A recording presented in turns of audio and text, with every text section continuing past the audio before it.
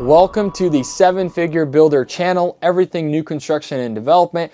I've got a special treat for you to all the owner builders that want to build their own house. There are several states and cities that allow you to build a house under a loan with 5 to 7% down.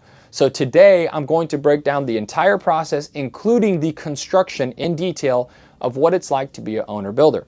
So step one, you find that beautiful, perfect lot and you put it under contract, meaning you sign an agreement that you're going to be purchasing this property.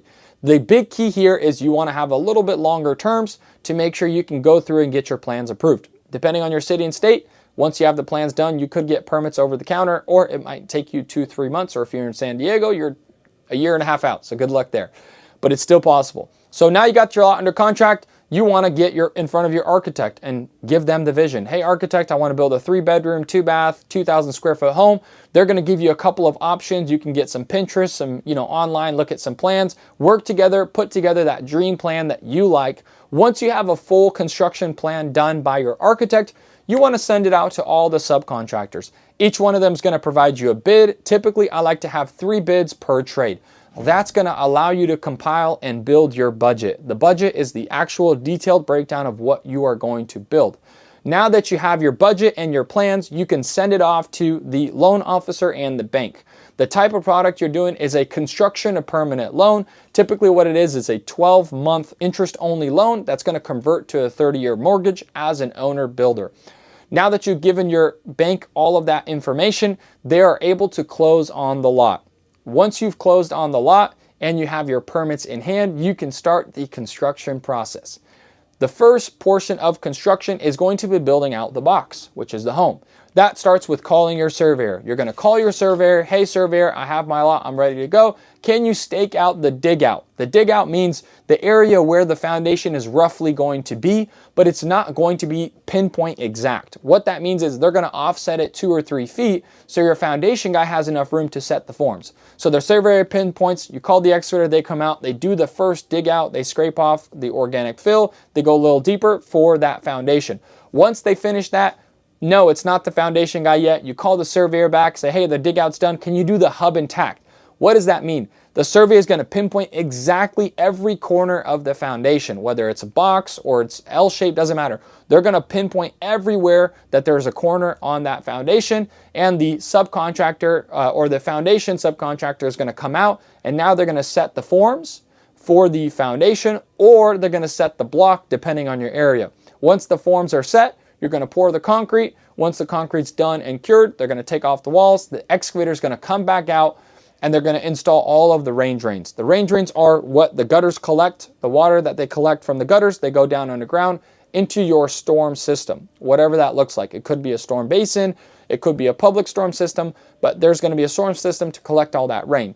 Once you install all of the rain drains and they connect sewer and water to the foundation, to the building, then you can backfill. And so now you're going to backfill all of the dirt.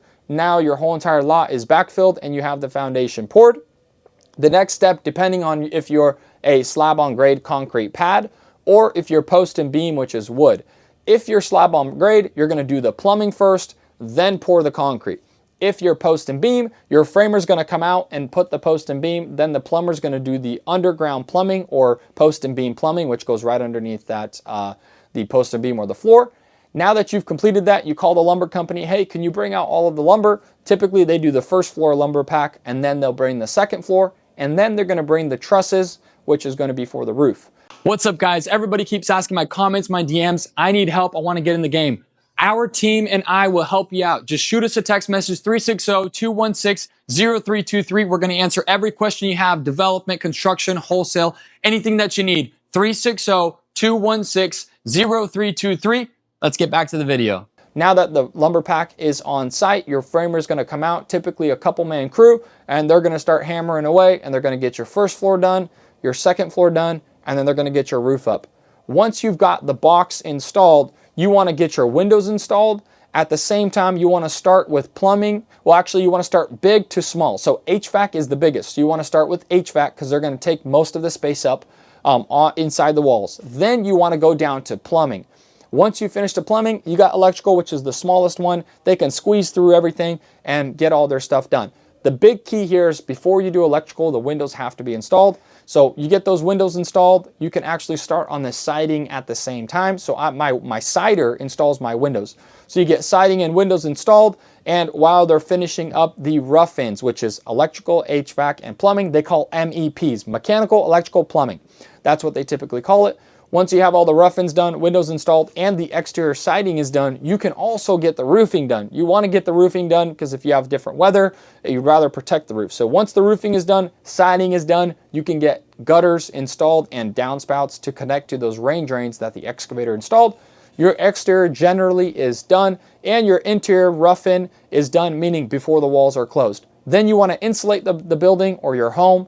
Once you insulate it, you're going to pass framing inspection. Framing inspection means everything that is inside the walls, the city or county inspector is going to take a look, make sure you did it right before you cover it up with drywall. Because once it's covered up with drywall, you can't see it anymore. So the city inspector verifies plumbing, electrical, HVAC, all of it is done correctly, and that you've built the plan or you've built the house per plan. Now that that's all complete, and then structurally, they're going to verify that you've done everything structurally per the engineer.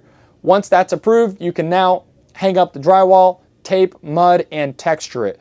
Once drywall is complete, you now want to install your cabinets. The reason I install my cabinets first is because the flooring doesn't go underneath the cabinets. I want the flooring to go right up against the cabinet. So cabinet goes in, flooring goes in, then I install the trim on top of the flooring for a super clean, flush look on the baseboards.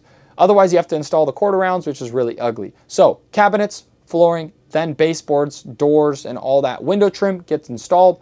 Once you've finished all that up, you kind of have some options. You can install the countertops next, or you can paint the entire home. Typically, I install the countertops first, then I paint the interior and the exterior. Now that I have interior and exterior painted and countertops are in, I can get to my plumbing finishes. We did rough-ins. Now the finishes are mechanical, electrical, and plumbing finishes, which means light fixtures, lights, switches, outlets. For electrical. Plumbing, you got faucets, you have shower heads, sinks, everything plumbing related. Water heater is going to get installed. So all of your plumbing is going to be complete, your HVAC and your electrical. Now that all of that is done, you're off to the races for just these simple finishes. All the little things like cabinet handles, etc. From the exterior, what you want to do now that you've painted the home, you want to pour all of the flat work, which is the concrete. You can pour the driveway, you can pour the patio, the front, the back, and then you can start landscaping. Typically, we do the fencing posts first, we landscape, and then we put the fence panels on, and now you have yourself a beautiful new construction home. Once you're all wrapped up, you're going to let the bank know, hey, I have my certificate of occupancy, which means I have finished the home and legally I'm allowed to live in it. They're going to reappraise the home, verify that you've built what you said you were going to build, and you move in and you convert to a 30-year mortgage. If you're interested in doing something like this and learning from us, we have built over 200 homes. Our students across the nation are building these owner-builder homes for themselves with over 1 to 200 grand of equity, again, across the nation. If you're interested in that, send us a message at 360-216-0323. We'd love to help you out. We'd love to mentor you and provide you all the tools and resources for you to get started. Like, share, and subscribe. I'm super excited. Put in the comments what you liked, what you learned, and maybe if there's something else that you want to learn, I will always get back and show you guys and provide another video to make sure that we give you all the value. Again, like, share, subscribe. Thanks so much. I'll see you on the next one.